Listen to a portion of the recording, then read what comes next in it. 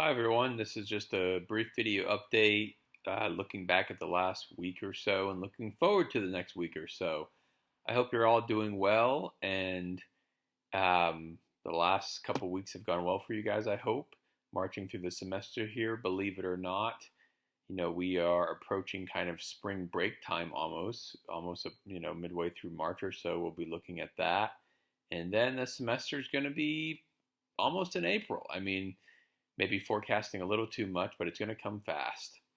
So uh, I have graded all of the article critiques. So to my knowledge, I have graded every one that I have received as of this morning. So please make sure to go into Blackboard and to look at the feedback on the article critique regarding good things that I may have said about your critique or where your point deductions were. Feel free to email me with any questions about that for sure.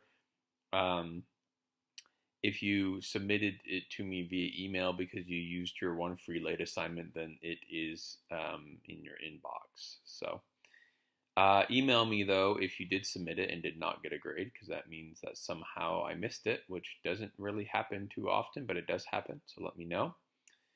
I would say on the whole, with the article critique, everyone did pretty well on the whole. It's the first time that I used this article by Darley and Batson, and it was really interesting to see everybody's responses. Obviously, their kind of inspiration, I guess you could say, for the article was partly from the Good Samaritan parable. And it was really interesting to see how people interpreted that. Some of you thought that maybe they were biased in some ways toward religiosity. Some of you thought that they were biased kind of away from religiosity. Some of you critiqued the use of that parable. Some of you didn't.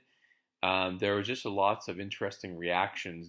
None of them were necessarily right or wrong.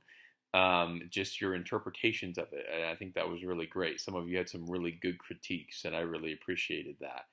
I guess the only thing that I wanted to say in terms of some blanket feedback for the article critique is that a lot of people in there, what would you do to improve the research, or were there other variables that could have accounted for these results? A lot of people very naturally put things like, the type of day that the person was having. Maybe if they were in a bad mood, that then they wouldn't have helped, or maybe people's personality, or maybe whether they were, their different personality traits or different, just things that may have happened to them that day, or kind of dispositional variables about themselves. Now, one thing to keep in mind is that in experimental research, we account for these differences. So that's why we try to have numerous participants in a study, and enough participants to kind of weed out all of those minimal differences. Because researchers realize that people who show up to participate in a study, some of them are having great days, some of them are having terrible days, some of them are having good weeks or bad weeks, some of them have different personality variables. Some of them may be more likely to help than others naturally, or less likely to help than others naturally. Some of them, I don't know, just a bunch of different stuff, right? So the idea is that if you have enough people, then all of those things kind of even out. So someone who's having a good day cancels out someone who's having a bad day, sort of. So just keep that in mind, that that researchers try to account for those things. That's also why we repeat studies. So it's not like there's one study that says, oh my God, this is the truth, this is it, this proves it, but studies are repeated to try to replicate findings. So I know a lot of you probably haven't taken experimental design yet, but those are the types of things that you learn in experimental design.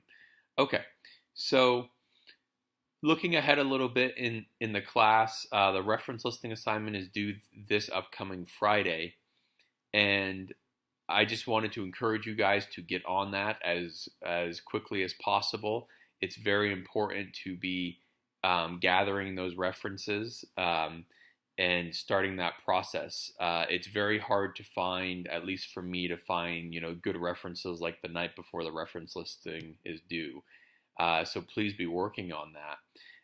Please watch for sure the video that I have in Module 4. I have a video where I talk about the assignment. I go into it in depth. I talk about the reason why we're doing it, so on and so forth. So I'm not going to go into that too much here, but make sure you watch that video in Module 4. I just wanted to encourage you guys to go to that module and start working on it if you haven't yet. After this module, Module 4, things start to speed up pretty quickly for this class, because after Module 4, we have the outline and note card assignment that you start to gather information for. You start to organize information for your paper and kind of outline your paper.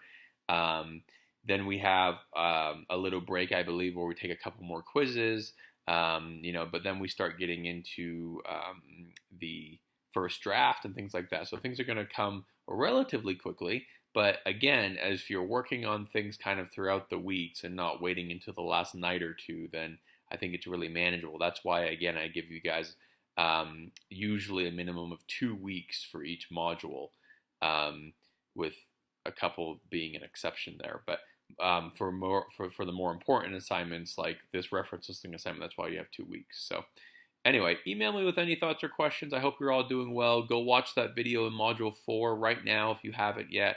There's also a boatload of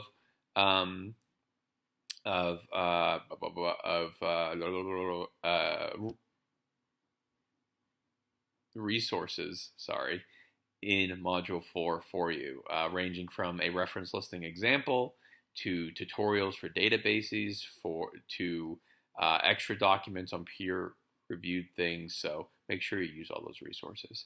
Okay, thanks everyone. Have a great weekend and next week.